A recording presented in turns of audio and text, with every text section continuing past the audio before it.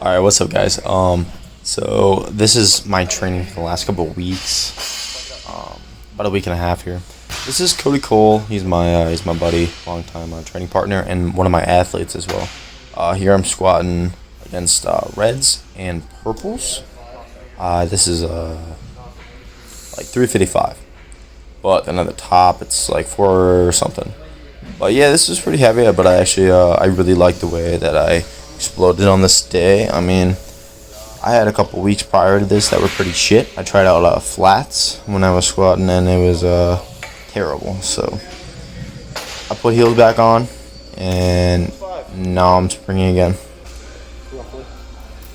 Yeah, this is the same day right after. Just throwing around 365. Lately, with training, I've been pretty on fire, honestly. I hurt my back, like a little while ago, and got that all figured out, and I've been loving it, man. It's been great. It's definitely something that I'm meant to do. Here's 365 against purples. Look at that fucking flying. I mean, come on. 8x3 there, I believe, with 30 seconds rest. So pretty solid, really, like probably 420, 430 at the top.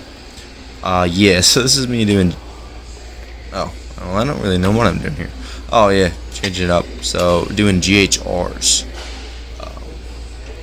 I've been doing those weighted and unweighted. Weighted once a week, unweighted another time of the week. This, I believe, is I think it's a 25, actually, in my hands here. So, I've been doing 10s, but I did 25 this day, yeah. So 3x8 on tempo GHRs.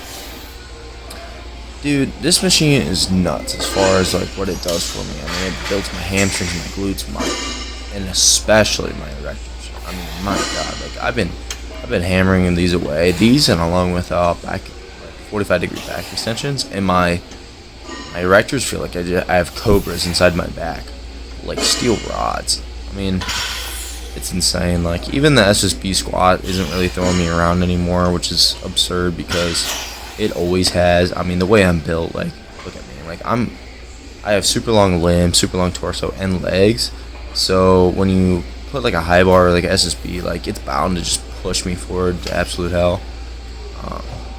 But I've been able to avoid that recently by building really strong. I mean, I believe hamstrings are helping as well.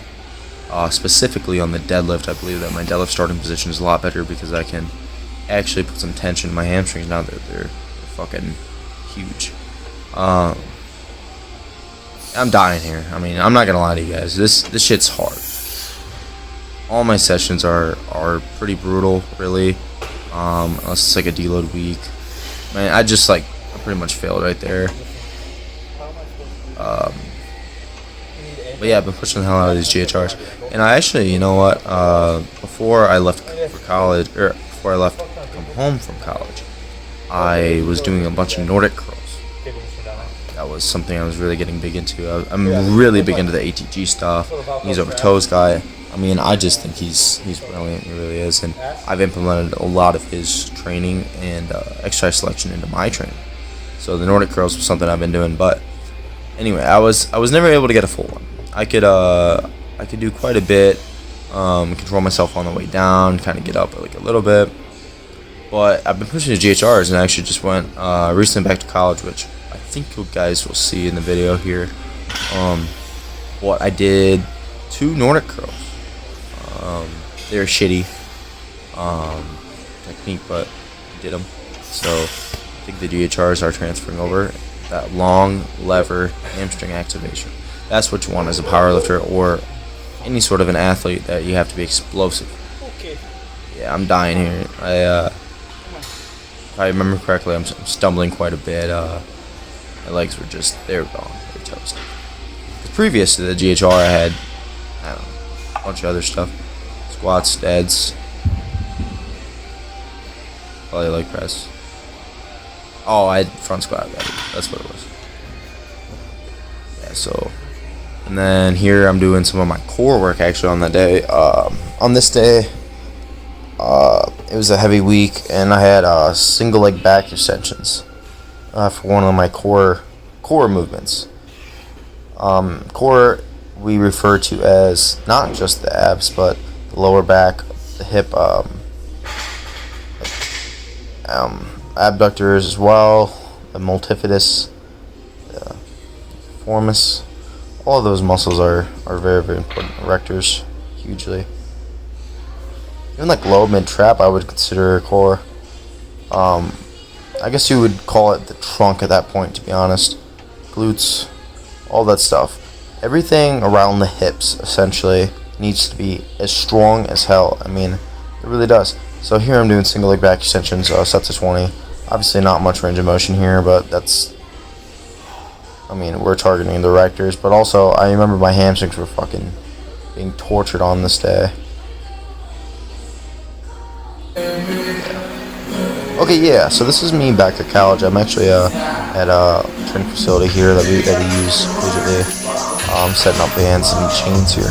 This is actually quite a bit of weight. I was able to get a fish scale and measure band tension recently of double minis from that height.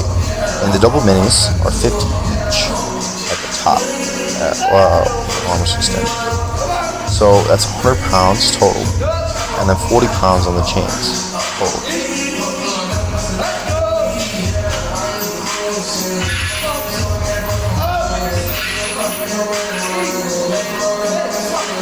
So here's a triple here. It's grindy, it's hard. It was 110 degrees in the gym, and this was after a 5-hour drive. But still, this is 140 pounds in tension at the top. And this is 270, so 410 pounds roughly at the top for triples. Not very long pause at all, I will say that. This was a hard day, I'm not gonna lie. This was, I had to actually stop at 6 sets instead of getting all 8 sets. It's the first time I've ever done that on program. Okay, so this is a really good day here, actually. This is 484. Deadlift. You guys just saw me doing 365 against purples. Now tell me bands don't work. This is 485. Look at that.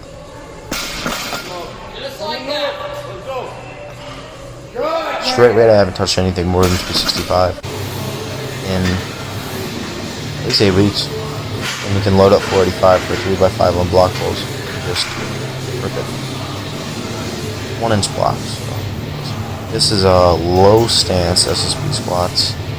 This is actually SS yoke from Elite FTS. So it doesn't put as much tension forwards, which I was very thankful for because we're doing a hell of a lot of that recently. It doesn't really seem like a low box because of how tall I am. But if you actually look at like where it is, it's like middle of my calves. Like that's a very low box. This is a 295. Or I don't know, 3x5, something like that. It was a pretty good day, but I kind of took this day chill because it was a day, the same day I pulled the conventional block pulls. But it was actually right after that. This is, I believe, like my second or third day actually back at college. Not at college, but in the area. I was down there visiting and bringing an athlete down to check out the training facility and the team members. So this is a deload bench day here, 245 pounds for 3x5, something like that. I was kind of getting a different groove on this day. This was actually kind of interesting. I started arching my chest a little bit more. And really trying to feel it in the triceps here. Look at the elbow position. Look at everything just being stacked. I mean, this is textbook.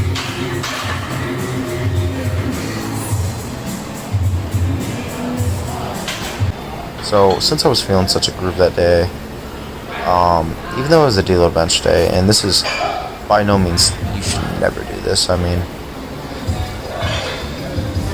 I don't know. I went off program, I'm gonna be honest, but the thing was, I was at college, I was having a good time, fuck it.